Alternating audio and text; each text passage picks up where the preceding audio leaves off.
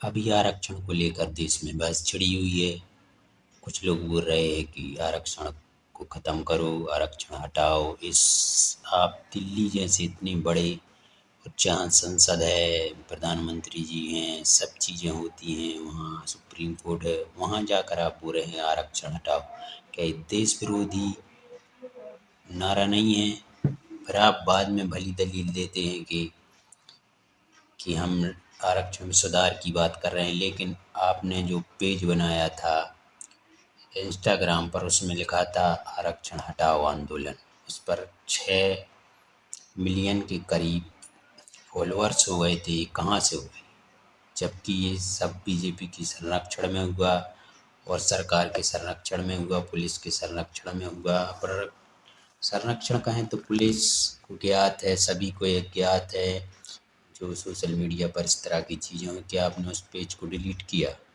अब छोटे छोटे जो भी कंटेंट क्रिएटर होते हैं उनके अकाउंट डिलीट कर देते, उन पर दबा देते, लेकिन आपको ये पेज क्यों नहीं आपने इसको डिलीट करवाया?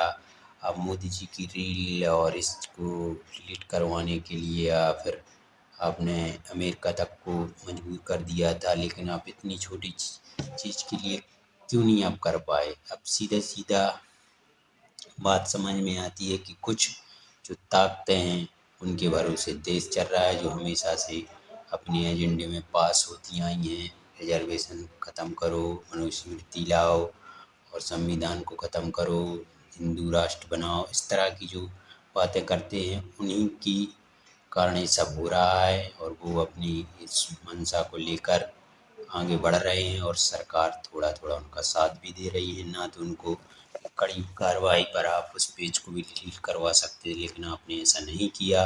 आपकी मंशा भी उन्हीं का साथ देने की है और देश को एक ऐसे गर्त में ढकेलने की है जो नहीं चाहते वो हो रहा है।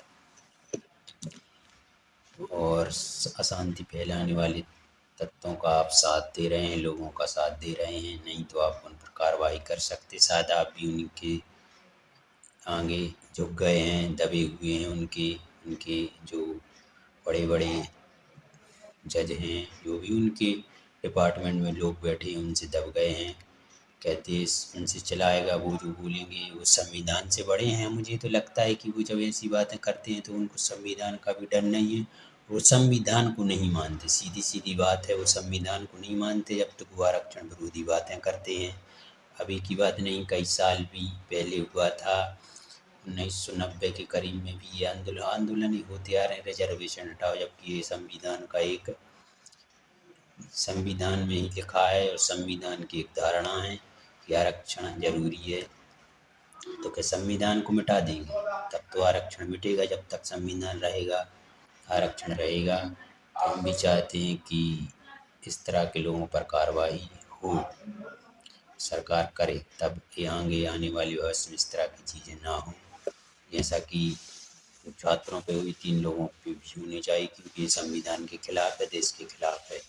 इस तरह के लोगों पर आप बैन लगाइए, उनको कुछ ना कुछ कीजिए, नहीं तो इस तरह की शांति देश में फैलती रहेगी और आगे भी ऐसे आंदोलन होते रहेंगे जो देश विरोधी हैं। ये लोग संविधान को नहीं मानते हैं तब तो इन्हें ऐसा कार्य किया है जो निंदनीय है और देश के लिए खतरा है। अगर आपको वीडियो अच्छा लगा हो तो लाइक सब्सक्राइब करना ना भूलें।